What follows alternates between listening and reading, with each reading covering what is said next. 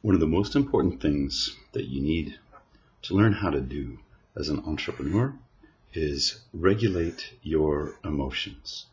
To take something, as Peter Thiel says, from 0 to 1, to create something that's never been created before.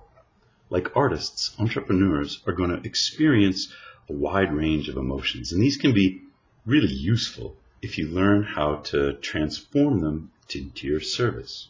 So this video is going to talk about emotional dysregulation and emotional regulation.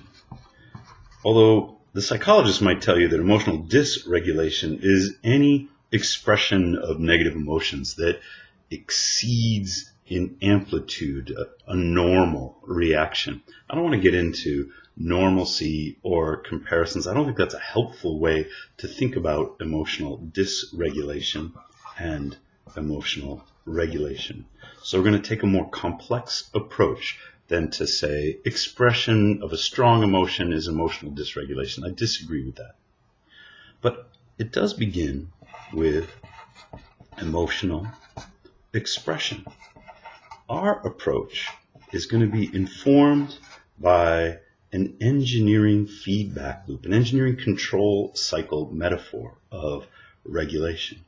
When an emotion is expressed, a dysregulated feedback loop runs counter to your own design, counter to your own control, counter to your own capacity to transform and direct your emotional energy.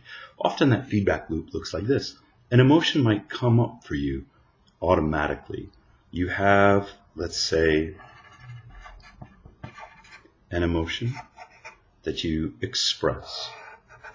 That expression reinforces the emotion, sometimes through the cognitive bias of emotional reasoning. For example, you might feel hurt or sad. You might express that emotion using words, and in that expression reinforce this fallacy that if you're sad, it must be, or if you're hurt, it must be because someone hurt you. So the emotion is experienced in a way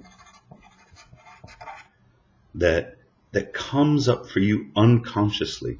You express in a way that lacks understanding of how that reinforces the emotion, and the emotional reasoning that says there is a cause for the emotion reinforces or justifies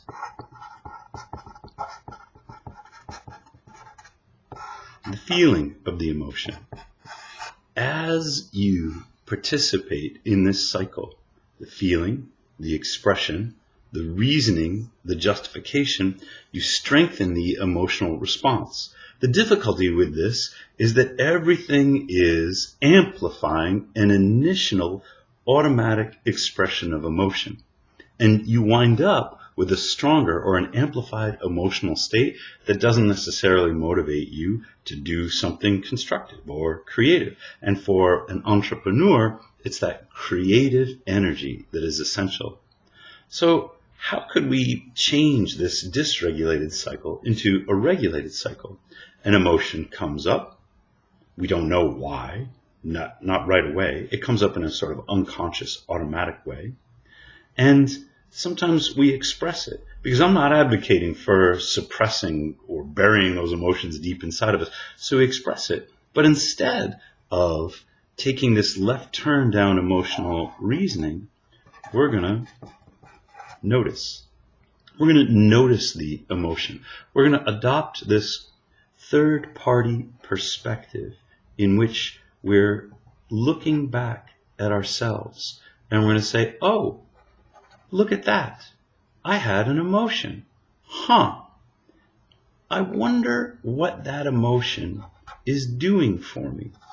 Not what is the cause of my automatic emotion, but what goal might this emotion be helping me try to achieve? A number of our emotions and their expression are learned behaviors in response to stimuli that we experienced as a child. When we notice the emotion, and we ask ourselves this question, what goal am I trying to achieve by expressing that emotion? We gain insight into what it is we're working towards.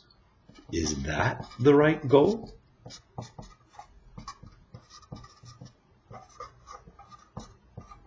The emotional expression leads to awareness, and awareness is the first step in emotional transformation. Once we understand what we want our emotions to do for us, we say, I think that emotional expression might have been trying to help me achieve this goal. The goal of manipulating someone else's behavior, for example.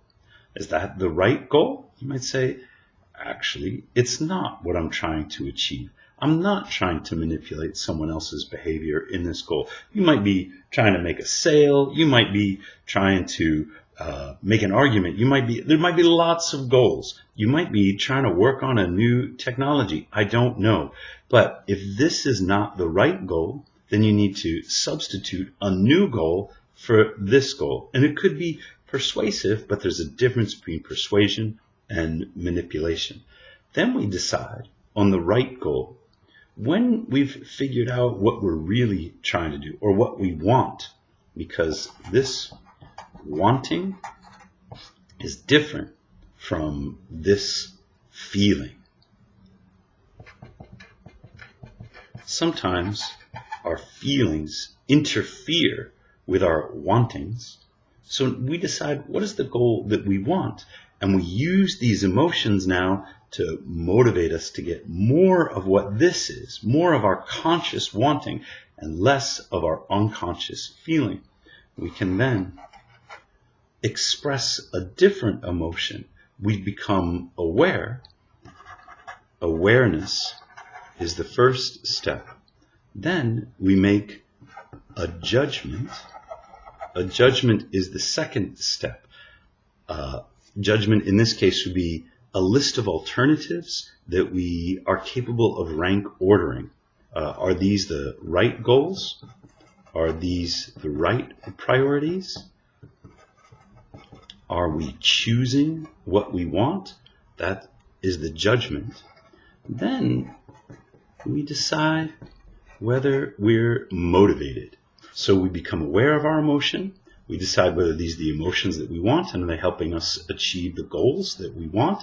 Are we motivated to achieve those goals? And finally, we get to action.